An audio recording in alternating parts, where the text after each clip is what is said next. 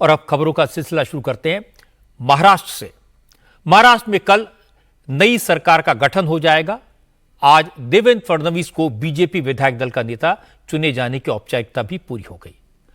अब कल शाम 5:30 बजे आजाद मैदान में 40,000 लोगों के सामने देवेंद्र फडणवीस मुख्यमंत्री पद की शपथ लेंगे। अजित पवार और Eknath Shinde deputy chief minister के तौर पर शपथ लेंगे। आज एकनाथ शिंदे का रुख बिल्कुल बदला हुआ था। देवेंद्र फडणवीस ने भी शिंदे के मान सम्मान का खास ख्याल रखा। शिंदे ने कहा, जैसे पिछली बार देवेंद्र फडणवीस ने मुख्यमंत्री पद के लिए उनको सपोर्ट किया था, वैसे इस बार वो फडणवीस का समर्थन कर रहे हैं। देवेंद्र फडणवीस ने कहा, मुख्यमंत्री या उप मुख्यमंत्री का पद सिर्फ औपचारिकता है, टेक्निकल बात है। जमीनी हकीकत यह है कि पहले भी तीनों नेता मिलकर फैसले करते थे, आगे भी सभी मिलकर काम करेंगे। लेकिन अजित पवार और एकनाथ शिंदे ने एक दूसरे पर कैसे कटाक्ष किया, उनके कमेंट पर कैसे हंसी के ठाके लगे, यह भी आपको दिखाऊंगा। महाराष्ट्र की सरकार में किस पार्टी के कितने मंत्री होंगे, यह तय हो गया है। बस अब यह तय होना बाकी है कि कल सिर्फ चीफ मिनिस्टर और डिप्टी चीफ मिनिस्टर ही शपथ लेंगे या फिर उनके साथ मंत्रियों का शपथ ग्रहण भी होगा। किस पार्टी के कौन कौन से नेता मंत्री बन सकते हैं, अब सरकार में हिस्सेदारी का फॉर्मूला क्या है, इस पर चर्चा करेंगे। लेकिन सबसे पहले आपको यह बता दूं कि आज मुंबई में सियासी हलचल कैसी रही। आज महायुति के नेताओं की गाड़ी बिना किसी स्पीड ब्रेकर के सीधे राजभवन तक पहुंच गई। सबसे पहले सुबह 11 बजे बीजेपी विधायक दल की मीटिंग हुई। ऑब्जर्वर के तौर पर निर्मला सीतारमण और विजय रूपाणी मौजूद थे। चंद्रकांत पाटिल और सुधीर मुनगंटीवार ने विधायक दल के नेता के तौर पर देवेंद्र फडणवीस के नाम का प्रस्ताव रखा। सभी विधायकों ने सर्वसम्मति से उसे तुरंत मंजूर कर लिया। इस तरह देवेंद्र फडणवीस नेता विधायक दल चुन लिए गए और इसके बाद देवेंद्र फडणवीस, एकनाथ शिंदे और अजित पवार को लेकर एक ही गाड़ी से राजभवन पहुंचे। गवर्नर के सामने सरकार बनाने का दावा पेश किया। एकनाथ शिंदे और अजित पवार दोनों ने देवेंद्र फडणवीस के समर्थन की चिट्ठी गवर्नर को सौंप दी। गवर्नर ने तुरंत सरकार बनाने का न्योता दे दिया और इस तरह से तय हो गया कि कल शाम 5:30 बजे आजाद मैदान में देवेंद्र फडणवीस तीसरी बार महाराष्ट्र के मुख्यमंत्री पद की शपथ लेंगे। अजित पवार तो पहले ही कह चुके थे कि वो डिप्टी चीफ मिनिस्टर बनेंगे, लेकिन एकनाथ शिंदे ने इस सवाल पर अब तक कोई बात नहीं की। इसलिए गवर्नर से मिलने के बाद जब तीनों नेताओं की ज्वाइंट प्रेस कॉन्फ्रेंस हुई तो देवेंद्र फडणवीस ने बगल में बैठे एकनाथ शिंदे से सबके सामने रिक्वेस्ट की। कहा कि वो चाहते हैं कि शिंदे सरकार में शामिल हो। महायुति के सारे विधायक, सारे नेताओं की भी यही इच्छा है। इसके बाद फडणवीस ने बड़ी बात कही।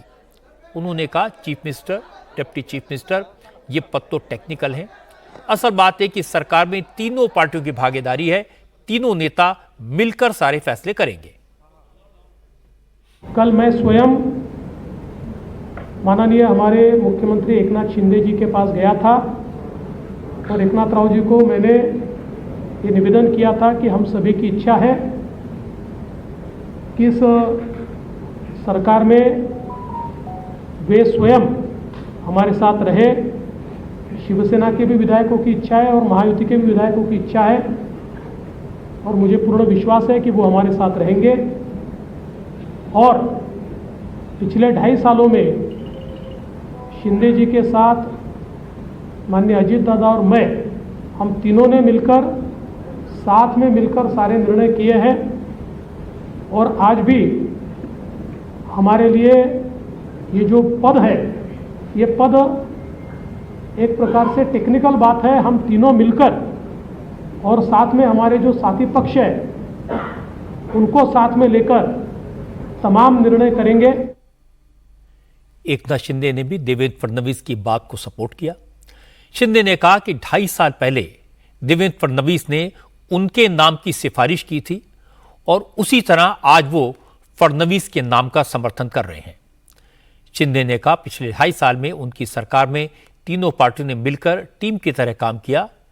चुनाव में मिली ऐतिहासिक जीत उसी का नतीजा है। शिंदे ने कहा कि 2.5 साल की सरकार में उन्हें फडणवीस के अनुभव का बहुत फायदा मिला। वो भी टीम मैन हैं और फडणवीस के साथ मिलकर काम करेंगे। आदरणीय प्रधानमंत्री मोदी जी आणि गृहमंत्री अमित शाह साहेब असतील। मैंने पहले ही साफ किया था कि मोदी, अमित शाह और नड्डा जो भी फैसला लेंगे, शिवसेना उसका समर्थन करेगी। महायुति को ऐतिहासिक जीत मिली है। हमने 2.5 साल मिलकर काम किया है। हमने कोई छोटा या बड़ा नहीं था। तीनों ने एक टीम बनाकर काम किया और हमारा लक्ष्य यही था कि महाराष्ट्र की जनता के लिए काम करना है। देवेंद्र फडणवीस के 5 साल के सीएम रहने के एक्सपीरियंस का मुझे 2.5 साल तक फायदा हुआ। उन्हें फिर से मुख्यमंत्री बनाने का प्रस्ताव रखने का मौका मुझे मिला, जिसकी मुझे खुशी है। हमने टीम वर्क करते हुए जनता की सेवा की है और आगे भी ऐसे ही काम करके महाराष्ट्र को पहले नंबर का राज्य बनाएंगे। जसं 2.5 वर्ष झालं। इसके बाद अजीत पवार ने माइक संभाला। उन्होंने सबसे पहले अपने दिल्ली दौरे को लेकर सफाई दी। अजीत पवार ने कहा वो दिल्ली अपने पर्सनल काम से गए थे, अपनी पार्टी के काम से गए थे। अमित शाह से मिलने का कोई इरादा नहीं था, लेकिन फिर भी गलत खबरें फैलाई गई। इसके बाद अजीत पवार ने बड़ी बात की। उन्होंने कहा कि पिछली सरकार में बहुमत का आंकड़ा कम था, विधायकों के टूटने का डर रहता था, रूठे मनाने में वक्त और एनर्जी खराब होती थी, लेकिन अब ऐसा कोई डर नहीं है। ऐतिहासिक बहुमत मिला है, इसलिए खुलकर खेलना है, टेंशन फ्री होकर काम करना है। सगळेजण मिळून महाराष्ट्राच्या सर्वांगीण विकास हम सब मिलकर महाराष्ट्र के विकास के लिए कोशिश करेंगे। हमें अनुभव है और इस अनुभव का फायदा समाज के सारे वर्गों को कैसे हो सकता है, इसकी कोशिश होगी। केंद्र सरकार पहले और अब भी हमारे साथ है। बहुत अच्छा बहुमत है। अब हम तीनों को इसे संभालो, उसे संभालो, ये रूठा वो रूठा, वैसे हम किसी को रूठने नहीं देंगे। ऐसी स्थिति आएगी भी नहीं। बावनकुले और तटकरे अपने स्तर पर इसे देख लेंगे। हम काम पूरे मन से करेंगे। चुनाव के दौरान जो वादे किए हैं उसे पूरा करेंगे और राज्य को आगे ले जाने का काम करेंगे। इसके बाद जो हुआ वो बहुत इंटरेस्टिंग है। अजीत पवार और एकनाथ शिंदे ने एक दूसरे पर कैसे चुटकी ली वो देखने लायक है।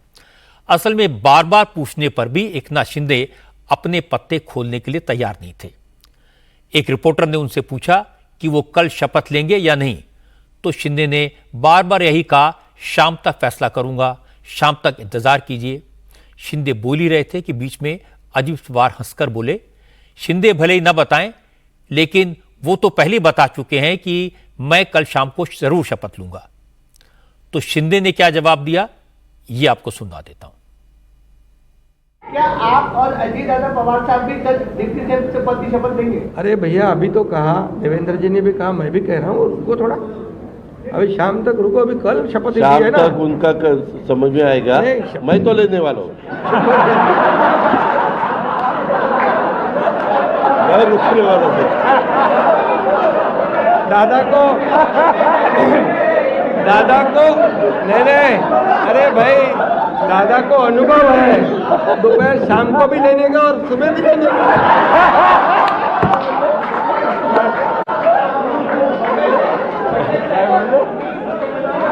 परंतु ऐका, पूर्वी आम्ही सकाळी दोघांनी घेतली होती, तो हे राहून गेलेलो होता। आता पुढे 5 वर्ष आता ठेवणार आहे। कई दिन बाद तीनों नेताओं के चेहरे पर इस तरह की हंसी दिखाई दी, क्योंकि फैसला हो चुका है। कल देवेंद्र फडणवीस की लीडरशिप में नई सरकार का गठन होगा, लेकिन कौन कौन मंत्री बनेगा, किस पार्टी के कितने मंत्री बनेंगे, एकनाथ शिंदे का सरकार में क्या रोल होगा, इन सवालों के जवाब जानने के लिए मुंबई चलते हैं। मुंबई में इंडिया टीवी के संवाददाता सचिन चौधरी मौजूद हैं। सचिन, देवेंद्र फडणवीस ने शाम को एक बार फिर शिंदे से कहा था, फिर घर जाकर उनसे मुलाकात की थी, तो इस मीटिंग में क्या तय हुआ, क्या जानकारी आपके पास? जी रजत जी, उससे पहले एक जानकारी देना चाहूँगी कि कल के शपथ ग्रहण समारोह में देवेंद्र फडणवीस मुख्यमंत्री पद की शपथ लेंगे, अजित पवार उप मुख्यमंत्री पद की शपथ लेंगे, और एकनाथ शिंदे ने भले ही अभी तक उन्होंने कहा था कि शाम तक अपनी भूमिका स्पष्ट करेंगे, लेकिन अभी तक अपने पत्ते नहीं खोले हैं। लेकिन जो बीजेपी और उनके शिवसेना के जो वरिष्ठ क्लोज उनके नेता है, उनसे जो बात हुई, उन्होंने कहा है कि एकनाथ शिंदे भी उप मुख्यमंत्री पद की शपथ लेंगे, यानी कि कल मुख्यमंत्री और 2 उप मुख्यमंत्री इनका शपथ विधि होगा। ये एक पुख्ता खबर है। जैसे कि मैंने कल कहा था कि दो प्रस्ताव दिए गए थे कि सीएम और डिप्टी सीएम जो है वो शपथ ग्रहण करेंगे। ये पहला प्रस्ताव था और दूसरा था कि सीएम और डिप्टी सीएम के साथ दो दो या तीन तीन जो वरिष्ठ नेता है वो शपथ ग्रहण कर सकते हैं और उनके नाम जो है वो तय करने के लिए देवेंद्र फडणवीस ने पहले अजित पवार से भी बातचीत की और उसके बाद एकनाथ शिंदे से भी वर्षा निवास स्थान जाकर बातचीत की। लेकिन मेरे कुछ तमाम शिवसेना हो, शिंदे शिवसेना हो, बीजेपी हो या फिर अजित पवार के एनसीपी हो, उनके तमाम जो वरिष्ठ और जो प्रबल दावेदार है मंत्री बनने के, उनसे सबसे बात हुई फोन पर, लेकिन अभी तक किसी को भी ये संदेश नहीं दिया गया है कि कल उन्हें मंत्री पद की शपथ लेनी है या उसके लिए तैयार रहना है। अभी तक किसी के पास भी मैसेज नहीं आया है, इसलिए इसके आसार कम है और यही आसार है कि सीएम और दो डिप्टी सीएम जो है इनका शपथ ग्रहण होगा कल। ये एक जानकारी है। देवेंद्र फडणवीस ने पहले सह्याद्री जाकर अजित पवार से बैठक की और उसके बाद वो फिर आज एकनाथ शिंदे के पास गए, वहाँ पर बैठक की। तो इस बैठक में एक लगभग ये तय हुआ है कि सीएम और डिप्टी सीएम शपथ लेंगे और 16 दिसंबर से नागपुर का जो शीतकालीन सत्र शुरू होगा उसके पहले, और संभवतः जो जानकारी मिल रही सूत्रों से कि 12 दिसंबर को कुछ मंत्रियों को शपथ दिलाई जाएगी और मंत्रिमंडल का पहला विस्तार किया जाएगा ताकि शीतकालीन सत्र में कामकाज करना आसान हो जाए। तो एक बड़ा निर्णय जो है तीनों में हुआ है। इसके बाद पोर्टफोलियो को लेकर जो अभी भी पेच फंसा हुआ है, यूडी, होम मिनिस्टर या अलग अलग पोर्टफोलियो, और विधानसभा का अध्यक्ष पद तो बीजेपी के पास रहेगा, लेकिन विधान परिषद का जो सभापति पद है, स्पीकर का पद है, वो एकनाथ शिंदे मांग रहे हैं।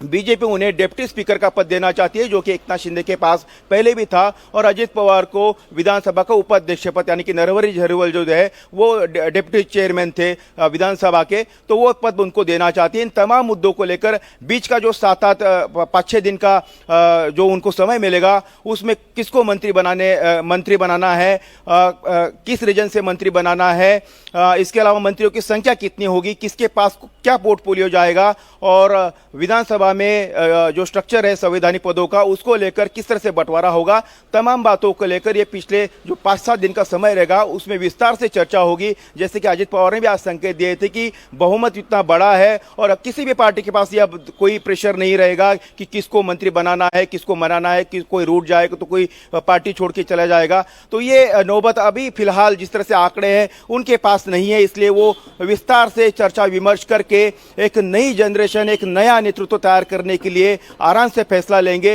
ये बैठक में अमूमन तय हुआ है। इसके कारण संभावना यह है कि सीएम और दो डिप्टी सीएम जो है शपथ ग्रहण लेंगे और उसके बाद पहले चरण का मंत्रिमंडल का विस्तार शीतकालीन सत्र जो है उसके पहले जो है किया जाएगा, संभवतः 12 तारीख को होगा। उसके पहले मुंबई में 3 दिन का विशेष सत्र किया जाएगा जिसमें प्रोटेम स्पीकर जो है उनका नियुक्ति किया जाएगा। वो विधायकों को, नवनिर्वाचित विधायकों को विधायक पद की शपथ दिलाएंगे। उसके बाद स्पीकर का चयन होगा और उसके बाद बहुमत जो कि वॉइस वोट से भी हो जाएगा, क्योंकि 237 का आंकड़ा जो है आज राज्यपाल के पास दिया गया है। रजत जी, यही पूरी जानकारी है। जी सचिन, बहुत बहुत शुक्रिया इस जानकारी के लिए।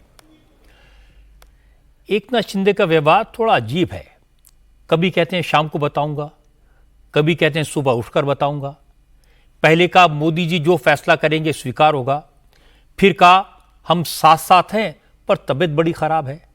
तबीयत ठीक हो गई तो मुंह लटका कर बैठ गए। आज बड़े दिन बाद उनके चेहरे पर हंसी दिखाई दी। असल में उनकी मुश्किल समझी जा सकती है।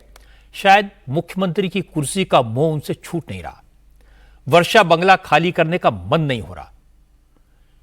सोच रहे थे शायद कोई चमत्कार हो जाएगा, रातों रात मोदी जी का मन बदल जाएगा, फिर से उन्हें सीएम की कुर्सी मिल जाएगी। लेकिन आज देवेंद्र फडणवीस के नेता चुने जाने के बाद उन्हें समझ आ गया होगा ऐसा कुछ नहीं होने वाला। अजित पवार फिर भी समझदार निकले।